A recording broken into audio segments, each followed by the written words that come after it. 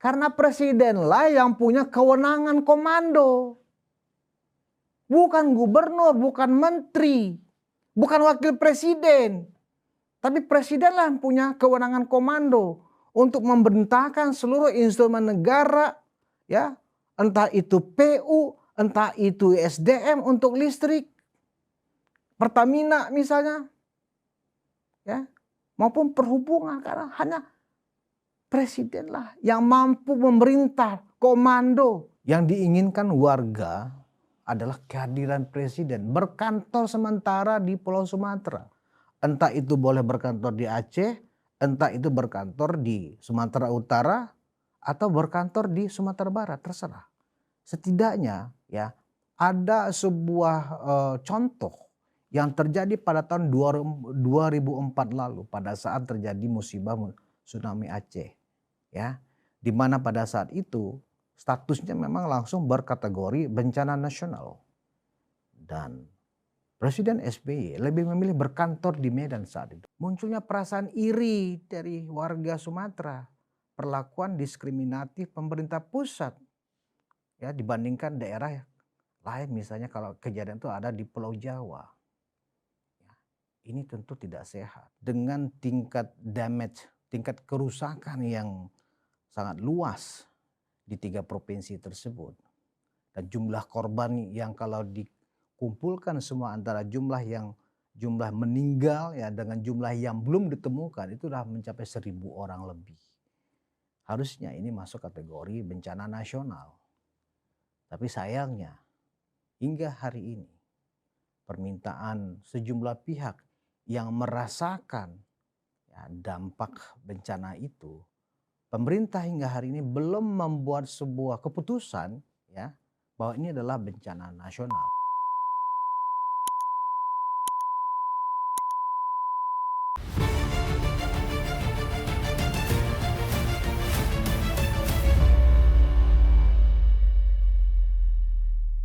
Hai penonton Ruang Konsensus Unpacking Indonesia dimanapun Anda berada. Assalamualaikum warahmatullahi wabarakatuh. Monolog Ruang Konsensus hari ini ya masih akan mengulas tentang penanganan bencana di Sumatera, ya, di Aceh, Sumatera Utara, dan Sumatera Barat. Ada memang masih rasa berkabung yang saya rasakan karena perbedaan pendapat antara apa yang warga inginkan, termasuk saya inginkan sebenarnya, dengan apa yang disikapi oleh Presiden Prabowo. Semestinya dengan tingkat damage, tingkat kerusakan yang sangat luas di 3 provinsi tersebut, dan jumlah korban yang kalau dikumpulkan semua antara jumlah meninggal ya dengan jumlah yang belum ditemukan itu sudah mencapai 1.000 orang lebih. Harusnya ini masuk kategori bencana nasional. Tapi sayangnya hingga hari ini permintaan sejumlah pihak yang merasakan ya, dampak bencana itu, pemerintah hingga hari ini belum membuat sebuah keputusan ya bahwa ini adalah bencana nasional. Sehingga muncul pertanyaan-pertanyaan kritis. Ada apa? Mengapa pemerintah keberatan dengan status bencana nasional? Dalam sebuah diskusi di sebuah televisi nasional beberapa hari yang lalu, seorang tokoh dari Sumatera Barat saking emosinya dengan sikap lawan bicaranya pada saat itu adalah petinggi dari Badan Nasional Penanggulangan Bencana atau BNPB, tapi bukan ketuanya ya. Itu sempat keluar sebuah pernyataan yang saya pikir itu agak berbahaya. Berbahayanya adalah kenapa pemerintah hingga hari ini tidak mau mengeluarkan status bencana nasional? Apakah karena ini musibahnya ada di Sumatera? Apakah karena ini orang Sumatera? Saya agak kaget dengan pernyataan Irman Gusman ya pada saat itu. Sentimen itu, kalimat itu fakta memang, tetapi kalau dimaknain lebih dalam lagi ini cukup berisiko kalimat itu. Ya, sebuah kalimat yang sangat keras disampaikan dengan sebuah tekanan emosi yang kita lihat cukup dalam. Apa yang saya khawatirkan dengan kalimat itu? Ya, munculnya perasaan iri dari warga Sumatera, perlakuan diskriminatif pemerintah pusat ya dibandingkan daerah lain, misalnya kalau kejadian itu ada di Pulau Jawa. Ya, ini tentu tidak sehat. Dan sebagai respon dari diskusi itu, sebagai respon dari kalimat itu, akhirnya Presiden Prabowo memutuskan hari ini, kemarin ya kalau nggak salah, hari Minggu. Kemarin Presiden Prabowo kemudian langsung terbang kembali ke Biren Aceh. Langsung kemudian melakukan kunjungan ke lokasi, melihat secara langsung upaya-upaya penanggulangan bencana yang dilakukan oleh aparat, baik pusat maupun daerah. Padahal sudah dijelaskan, yang diinginkan warga adalah kehadiran presiden berkantor sementara di Pulau Sumatera. Entah itu boleh berkantor di Aceh, entah itu berkantor di Sumatera Utara, atau berkantor di Sumatera Barat, terserah. Setidaknya ya ada sebuah contoh yang terjadi pada tahun 2004 lalu pada saat terjadi musibah tsunami Aceh. Ya, di mana pada saat itu statusnya memang langsung berkategori bencana nasional. Dan Presiden SBY lebih memilih berkantor di Medan saat itu kalau tidak salah. Beberapa hari, kalau tidak salah lebih kurang 1 mingguan. Bahkan pada saat terjadi gempa besar pun di Sumatera Barat, Pak SBY pun langsung berkantor sementara di Padang. Nah, ini melihatkan adalah bentuk-bentuk perbedaan yang akhirnya dilihat oleh publik. Ada apa Presiden Prabowo tidak mau berkantor sementara di Sumatera untuk benar-benar memonitor ya, mengendalikan ya mobilitas penanganan pasca bencana. Kenapa presiden perlu berkantor? Karena presidenlah yang punya kewenangan komando. Bukan gubernur, bukan menteri, bukan wakil presiden. Tapi presidenlah yang punya kewenangan komando untuk membentangkan seluruh instrumen negara, ya, entah itu PU, entah itu SDM untuk listrik, Pertamina misalnya, ya, maupun perhubungan, karena hanya presidenlah yang mampu memerintah komando, mampu menugaskan Panglima TNI, Kepala Staf Angkatan untuk ikut membantu. Bukan wakil presiden, bukan gubernur, bukan BNPB. Karena ini udah lintas sektoral. Presiden lebih memilih hanya melakukan kunjungan. Kemudian berdasarkan kunjungan kemarin di Aceh, sorenya melakukan rapat terbatas di Lanut Aceh. Sejumlah menteri dari Jakarta datang, sejumlah pejabat tinggi dari Jakarta kemudian datang untuk melakukan koordinasi apa yang mesti dilakukan secepatnya guna mengurangi penderitaan warga ya yang terkena musibah bencana alam. Memang yang dilakukan presiden itu ya sangat produktif. Beliau mengevaluasi semuanya, apa temuan-temuan yang ada di lapangan. Dari bagaimana ya mengatasi putusnya koneksi antar provinsi karena putusnya jalan karena rusaknya jembatan, jalan yang tertutup lumpur dan seterusnya. Termasuk juga bagaimana mengatasi segera nyalanya listrik di seluruh daerah yang terkena dampak bencana. Cuman banyak hal yang kemudian tidak bisa ya diawasi bagaimana implementasi dari kebijakan itu, dari keputusan-keputusan rapat terbatas itu. Dan yang juga sangat saya sesali adalah kenapa pada saat rapat terbatas kemarin itu Wakil Presiden Gibran Rakabuming Raka tidak diikut serta dipanggil untuk menghadirilah setidaknya rapat itu. Ini sesuatu hal yang menurut saya juga sangat sangat saya sesali. Karena apa?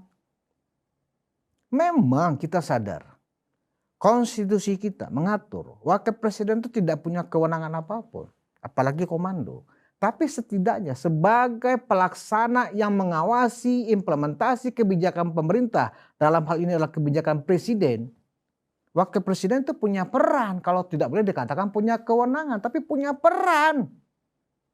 Kenapa Pak Prabowo keberatan untuk mengundang, memerintahkan Pak Wapres hadir ke Aceh, kita sebentar lagi rapat? Kenapa?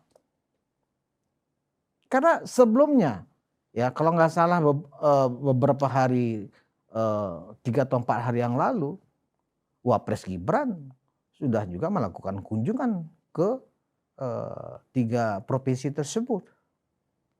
Sekedar untuk memastikan ya seperti atau sejauh apa dampak kerusakannya, dan kemudian melaporkan kepada presiden apa-apa hal yang sudah dilakukan dan yang belum dilakukan. Nah, pada saat ratas kemarin, Wapres Gibran tidak nampak. Artinya tidak diundang. Ada apa? Apakah mungkin Presiden Prabowo ya karena masukan para pembisik mengkhawatirkan isu-isu framing ya yang beredar di sosial media daripada hatersnya Pak Jokowi yang selalu mengkambing hitamkan, misalnya yang kita baca bahwa bencana ini terkait dengan misalnya perusahaan Toba Pulp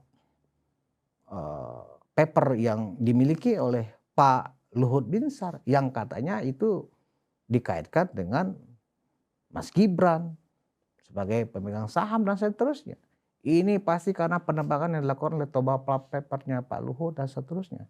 Padahal itu hal yang berbeda. Itu hanya framing bahwa memang ada instansi dalam hal ini kepolisian yang sudah bergerak untuk melakukan investigasi.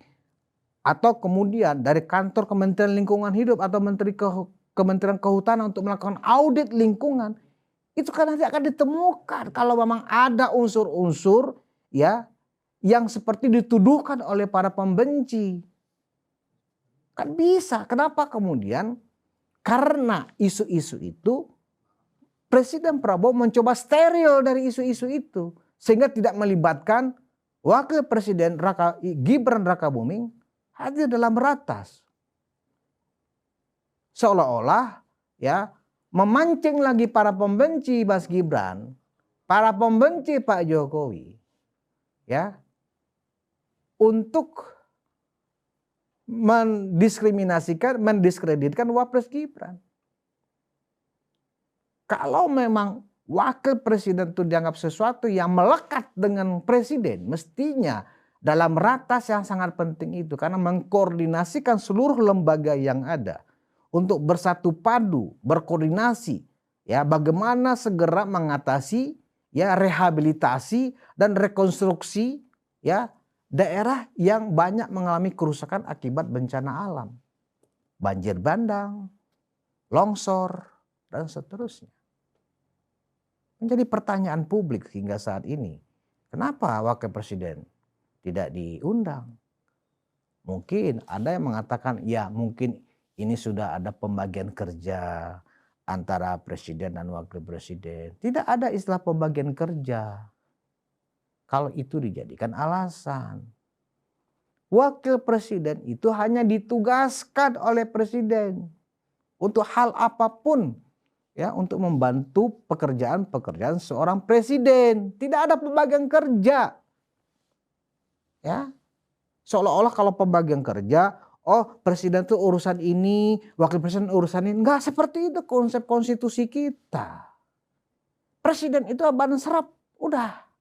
Tetapi bisa diberdayakan, bisa dimaksimalkan perannya manakala dapat perintah atau tugas dari presiden. Nah dalam hal penanganan bencana kan nggak mungkin juga. Misalnya presiden anggaplah berkantor lebih dari seminggu. Nah selanjutnya diwakilkan oleh wakil presiden. Tetapi kalau wakil presidennya dilibatkan juga dari awal tanpa terpisah, ini kan berarti pemerintah pusat ini kuat, solid. Ya, nggak terkesan seolah-olah presiden gampang dihasut oleh framing-framing yang ada di sosial media. Yang jelas-jelas banyak fitnahnya, banyak hoaxnya daripada faktanya. Akhirnya apa? Spekulasi publik, isu, opini, propaganda. Akhirnya terus seperti itu terjadinya.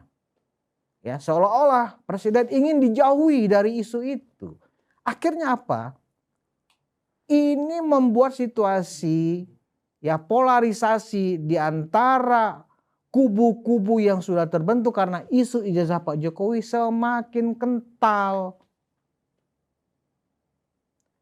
Yang saya bayangkan, yang setidaknya bisa kita terima sebagai sebuah realita yang objektif adalah oke, presiden kemudian rapat dengan sejumlah menteri terkait lengkap.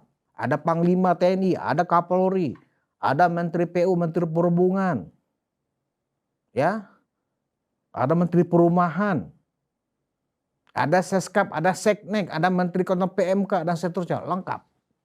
Setidaknya setelah ratas tersebut, ya, di depan peserta rapat, yang saya bayangkan yang enak dilihat dan melihatkan kesolidan pemerintah ini adalah di depan peserta rapat, presiden menelpon Pak Wapres atau Mas Wapres. Mas Wapres, ya, kami sudah rapat dan hasil-hasilnya nanti Anda bisa ikutin dari notulensi rapat, tetapi saya perintahkan Mas Wapres untuk selanjutnya melakukan supervisi dan pengawasan atas perintah-perintah yang saya lakukan. Itu baru paten Pak Presiden, paten tuh. Tapi sayangnya yang paten itu Pak Presiden tidak lakukan. Kenapa Pak?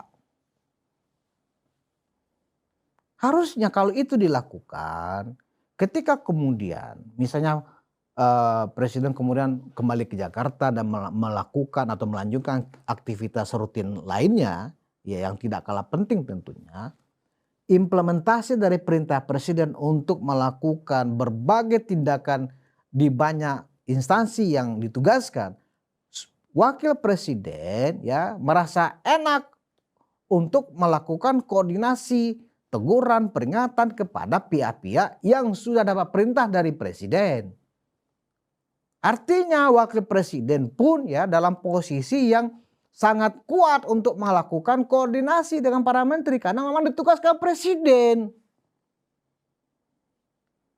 Misalnya ketika beberapa hari ini dan seterusnya masih ada listrik ya di sejumlah daerah kabupaten kota yang terkena musibah, belum nyala listriknya padahal sudah diklaim oleh menterinya sudah 97% nyala, ternyata belum nyala listriknya. Nah, Wakil Presiden Gibran karena mendapatkan perintah dan sudah didengarkan oleh seluruh peserta rapat, bisa langsung menegur Menteri SDM-nya, Pak Bahlil. Pak Bahlil, kenapa kok di situ belum nyala listriknya? Kan Anda kemarin mengatakan sudah sekian persen. Saya tidak mau tahu, pokoknya harus nyala. Berarti Anda tidak maksimal melakukan koordinasi dengan staf yang ada di bawahnya. Kan seperti itu contohnya. Kalau Mas Wapres hadir atau ditelepon ya oleh Presiden ya untuk melakukan pengawasan dalam pelaksanaan penanggulangan bencana. Para pejabat tinggi selevel menteri ikut mendengarkan percakapan Presiden dengan Wakil Presiden. Itu baru keren. Sehingga pihak-pihak lain ya yang ingin mengadu domba Presiden dan Wakil Presiden dalam situasi yang sangat kritis seperti ini tidak ada lagi ruang untuk melakukan framing-framing lagi. Karena dalam praktek seperti yang saya contohkan tadi, ya orang melihat Presiden dan Wakil Presiden solid. Anda sampai jumpa litan untuk mengadu domba akan percuma bro. Karena mereka melihat, ih gila Presiden mah Wakil Presiden keren. Udah gak bisa digoyang bro, udah capek. Percuma, Pak Prabowo sayang banget sama Wapresnya. Itu tidak terjadi ternyata. Akibatnya apa? Akibatnya para haters tetap bertepuk tangan. Kemakan nih hasutan kita, Presiden terpengaruh. Ayo kita mainkan lagi terus, kita framing terus, kita bikin hoax lagi. Supaya apa? Presiden makin kemakan. Ini yang kita khawatirkan. Karena itu saya berharap untuk ke depan ya, agar ruang publik ini menjadi sehat, negara ini, republik ini, bangsa ini, wilayah kesatuan NKRI ini, Nusantara ini damai, ya, kita hilangkanlah segala iri dengki, ya, kesombongan, ya, merasa kelompok sendiri paling hebat, ingin menjatuhkan kelompok lain, hilangkan itu. Karena saya yakin jika kita dengan hati lapang, pikiran yang jernih, penyebab bencana itu bukan saja karena ada ya pencetusnya dari misalnya kelakuan dan tindakan-tindakan yang dilakukan oleh manusia, seperti penebangan pohon di hutan yang liar, penambang liar dan seterusnya. Itu mungkin salah satu penyebab yang sifatnya berakumulasi, nggak sekonyong-konyong. Oh, ini baru bulan kemarin dibabat habis, nggak begitu. Setelah bertahun-tahun, mungkin berpuluh tahun. Makanya sekarang kondisi alam sangat labil manakala ada cuaca ekstrim. Karena pohon-pohonnya sudah ditebangin sehingga kondisi struktur tanah menjadi lemah. Karena tidak lagi ada akar-akar pohon yang panjang dan kuat mencengkram tanah itu ke bumi sehingga tidak terjadi banjir bandang, tidak terjadi tanah longsor. Tetapi di balik itu semua bencana ini adalah takdir Allah yang Maha Kuasa. Kita sering mendengar dari pengajian di masjid, di gereja, di pura dan seterusnya bahwa bala itu akan datang, akan didatangkan oleh Tuhan yang Maha Kuasa ketika penduduk suatu negeri itu selalu bertengkar. Penduduk suatu negeri itu selalu hantam-hantaman. Penduduk suatu negeri itu saling tikam-tikaman. Tuhan murka, makanya didatangkan bala. Harusnya kita juga melihat aspek itu ya secara metafisika, secara spiritual, sebagai itulah salah satu dampak kenapa muncul bencana. Dalam monolog sebelumnya saya pernah ingatkan, come on, hai para elit politik, kalian tobat nasuha bersama-sama. Agar segala bala untuk negeri ini dari yang Maha Kuasa, jauh dari negeri kita. Tapi itu tidak dilakukan. Seolah-olah ini murni hanya karena human error, kesalahan manusia. Gak seperti itu melihatnya, harus holistik. Harus semuanya. Saya dari kacamata batin saya menilai, tidak bisa dipungkiri Tuhan sudah marah kepada Indonesia karena kalian selalu bertikam, karena kalian selalu hantam-hantaman, saling fitnah, saling mencemarkan nama baik hanya karena kepentingan politik. Karena kalian tidak lagi yang mempunyai kekuasaan atau yang pernah ada di tampuk kekuasaan ingin kembali ke kursi kekuasaan, ya, ingin menghalalkan segala cara sehingga lupa dunia ini milik yang Maha Kuasa, bukan milik kita. Jadi kalau kita menggunakan dalil-dalil kebenaran untuk fitnah, ya, untuk demokrasi, Tuhan marah, Tuhan murka. Kita juga harus melihatnya dari kacamata itu. Kenapa bencana terjadi? Kecuali kalian memang tidak punya hati. Jadi terlepas dari apa yang saya lihat secara manajemen pemerintahan dalam penanggulangan bencana, saya sekali lagi menghimbau kepada segenap kelompok masyarakat, khususnya dari elit politik yang sedang berkuasa. Marilah tetapkan diri, tetapkan semangat, bikin aturan, hilangkan segala rasa permusuhan, hilangkan segala dendam, hilangkan segala pertikaian, hilangkan segala keinginan untuk menjelek-jelekan kelompok orang yang tidak kita sukai. Hilangkan itu. Tuhan marah. Ingat, setelah 3 provinsi, Jakarta juga dilanda banjir rob.